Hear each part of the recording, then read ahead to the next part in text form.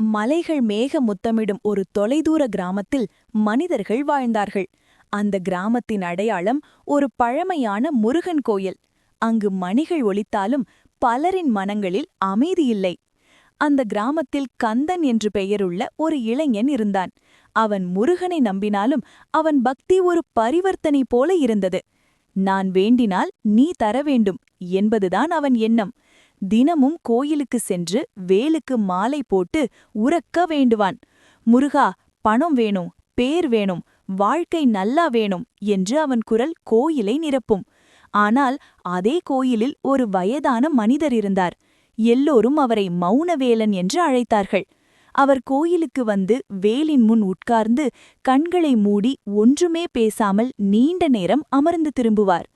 ஒரு நாள் கந்தன் அவரை பார்த்து சிரித்தபடி கேட்டான், தாத்தா, நீங்க எதுவுமே கேட்காம இருக்கீங்க, அப்போ முருகன் உங்களுக்கு என்ன தருவார்? அதற்கு அவர் மெதுவாக சிரித்து, அவர் தர்றது சத்தமில்லாம வரும் என்றார். கந்தனுக்கு அது புரியவில்லை. நாட்கள் சென்றன. அந்த வருடம் கிராமத்தில் கடும் வறட்சி ஏற்பட்டது. வயல்கள் வெடித்தன. மக்கள் நம்பிக்கையை இழந்தார்கள். கந்தன் இன்னும் அதிகமாக உரக்க வேண்டினான். கோயிலை சுற்றி வேப்பிலை கட்டி நேர்த்திக் கடன் வைத்தான். ஆனால் மௌனவேலன் அதேபோல அமைதியாக இருந்தார். ஒரு இரவு கந்தனுக்கு கனவு வந்தது. நீல ஒளியில் ஒரு இளம் சந்நியாசி தோன்றினார்.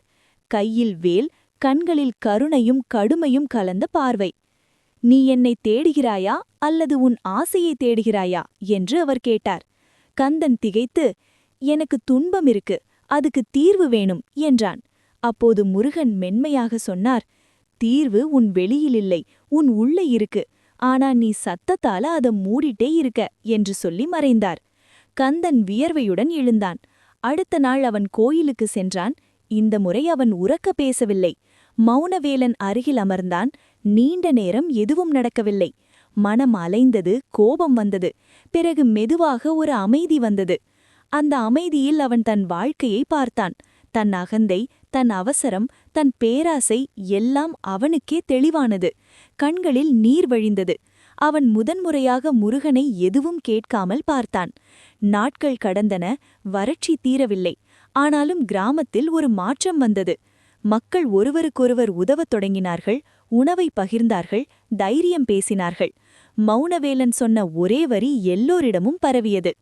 முருகன் நம்மை சோதிக்கல, நம்மை உருவாக்குறார். ஒரு நாள் மழை வந்தது. அது மெதுவாகத் தொடங்கி கனமழையாக மாறியது. வயல்கள் உயிர் பெற்றன. கந்தன் அந்த மழையில் நனைந்தபடி கோயிலுக்கு ஓடினான்.